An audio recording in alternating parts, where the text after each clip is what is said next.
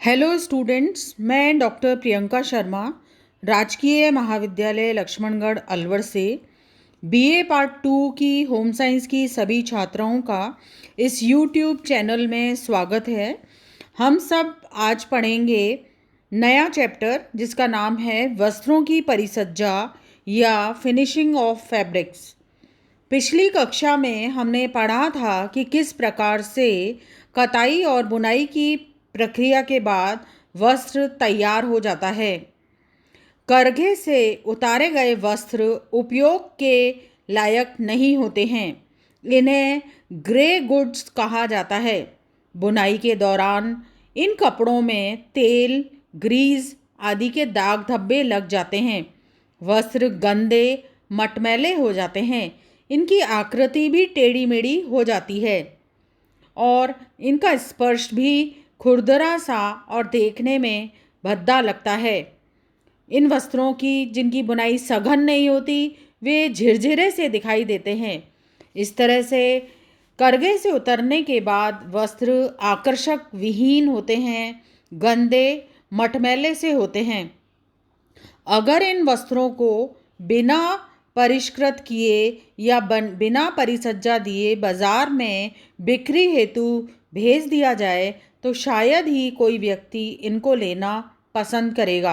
अतः तैयार हुए इन वस्त्रों पर आवश्यक रूप से और विशेष प्रकार की परिसज्जाएं देकर वस्त्र के रंग रूप को निखारा जाता है, जिससे वस्त्र के बाह्य स्वरूप में परिवर्तन हो जाता है।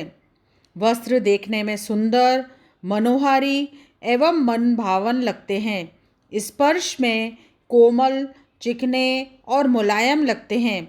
वस्त्र के दोषों को दूर किया जाता है और उनके दोषों को छिपाने की कोशिश की जाती है, जिससे कि वस्त्र सभी को पसंद आए और बाज़ार में अधिक मूल्य और इस प्रकार के वस्त्र की कार्यक्षमता और इनके गुणों को वृद्धि करके इनको उपयोगी बनाने का प्रयास किया जाता है। तो एक तरह से ये देखा जाए कि वस्त्रों की परिसज्जा की जो परिभाषा है वो है करघे पर से उतारे गए वस्त्र पर विभिन्न विधियों के द्वारा जो प्रक्रियाएं की जाती हैं जिससे वस्त्र का बाह्य स्वरूप निखर जाए, उसके गुणों में वृद्धि हो जाए, स्पर्श में चिकना, कोमल और मुलायम हो जाए, देखने में सुंदर और वस्त्र आकर्षक लगने लगे, उसकी कार्यक्षमता में वृद्धि हो जाए, उसे ही परिसज्जा कहा जाता है। प्राचीन काल से ही वस्त्रों के बाह्य स्वरूप को सुधारने और निखारने और उत्तम बनाने के लिए परिसज्जाएं की जाती रही हैं। जब परिसज्जा केवल कठिन मेहनत से हाथों द्वारा ही की जाती थी, प्राकृतिक रंगों के उपयोग से वस्त्रों को सुंदर बनाया जाता था और वस्त्रों को कड़ा करने के लिए स्टार्च काम में लिया जाता था। लेकिन आधुनिक समय में परिसज्जाओं का कार्य कम समय और शक्ति में किया जाने लगा। वस्त्र विज्ञान में आई क्रांति ने विभिन्न प्रकार के नई नई मशीनों के आविष्कार करके चमत्कार सा कर दिया है। इन मशीनों के द्वारा ही परिसज्जा करके वस्त्र चिकने, कोमल, सुंदर, आकर्षक बनाए जाने लगे हैं और न केवल उनको आकर्षक बना दिया जाता है बल्कि उनकी कार्यक्षमता में, उनके गुणों में भी वृद्धि कर दी जाती है। सभी देशों के अंदर परिसज्जाएं जो हैं मशीनों के द्वारा की जाती हैं। वस्त्रों पर कई ऐसी परिसज्जाएं भी की जाती हैं जो कि वस्त्र की उपयोगिता को बढ़ा देती हैं, लेकिन कुछ आधारभूत परिसज्जाएं हैं जो कि सभी कपड़ों के ऊपर करघे से उतरने के बाद दी जाती हैं।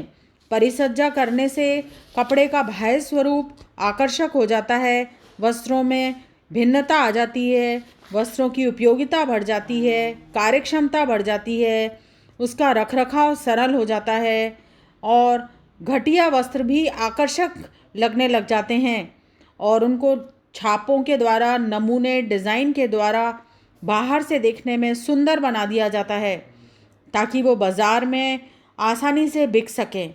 इस तरह से परिसज्जाओं के द्वारा करघे से उतरे हुए वस्त्र तैयार किए जाते हैं ताकि उनको बाज़ार में आसानी से बेचा जा सके, आसानी से कोई भी व्यक्ति उसको खरीद सके।